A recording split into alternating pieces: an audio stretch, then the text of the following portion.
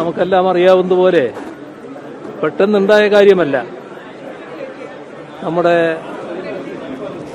ഇത്തരമൊരു വീട്ടിൽ കയറിയുള്ള പരിശോധന ED ആഗ്രഹിക്കാൻ തുടങ്ങിയിട്ട് വളരെ കാലമായി. ഈ പരിശോധന ചിലർക്കെല്ലാം വലിയ മനസ്സംതൃപ്തി നൽകുമെന്നാണ് തോന്നുന്നത്. പ്രത്യേകിച്ച് രാഹുൽ ഗാന്ധിയെ പോലെ ഒരാൾക്ക്. കാരണം എന്തുകൊണ്ട് പിണറായി വിജയന്റെ വീട് റെഡി ചെയ്യുന്നില്ല, എന്തുകൊണ്ട് പിണറായി വിജയനെ അറസ്റ്റ് ചെയ്യുന്നില്ല എന്നതായിരുന്നു രാഹുൽ ഗാന്ധി ചോദിച്ച ചോദ്യം. നമ്മുടെ രാജ്യത്തിലെ പ്രതിപക്ഷത്തിനും പ്രതിപക്ഷത്തിന്റെ പ്രവർത്തകർക്കും നേതാക്കൾക്കുമെതിരെയുള്ള കരുതിക്കൂട്ടിയുള്ള ആക്രമണ നടപടികളാണ് എല്ലാ കാലത്തും BJP ഗവൺമെന്റ് തുറന്നു വരുന്നത്. അതിനെതിരെ ശക്തമായ പ്രതിഷേധം രാജ്യവ്യാപകമായി തന്നെ ഉയർന്നു വന്നിട്ടുണ്ട്.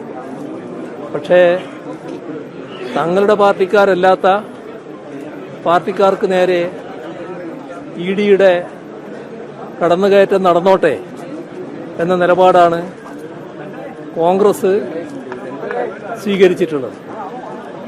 ഏതായാലും ഇതുകൊണ്ടൊന്നും ഞങ്ങൾ അവസാനിക്കാൻ പോകുന്നില്ല. ഇത് ഒരു തുടക്കം മാത്രമായിട്ടേ ഞങ്ങൾ കാണുന്നുള്ളൂ. ഈ തരത്തിലുള്ള ഏതെങ്കിലും നടപടികൾ കൊണ്ട് ഞങ്ങളെ തളർത്തിക്കളയാമെന്ന് വ്യാമോഹിക്കേണ്ടതില്ല.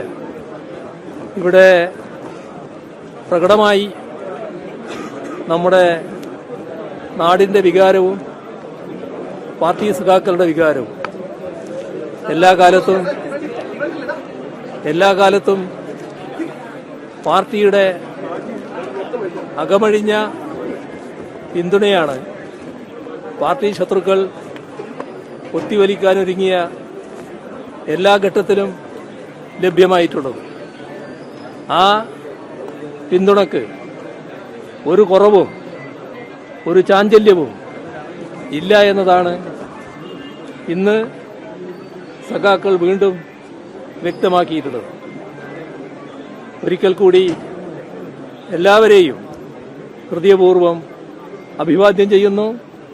ഏതിനെയും നമുക്ക് നേരിടാൻ ഇതാണ് നമ്മുടെ കരുത്ത്.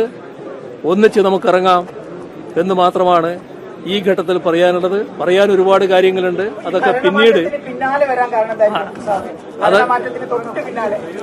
പറയാൻ ഒരുപാട് കാര്യങ്ങളുണ്ട്. അതൊക്കെ പിന്നീട് പറയുന്നതായിരിക്കും നന്നാവുക. ഞാനിപ്പോ ഇവിടെ നിർത്തുക.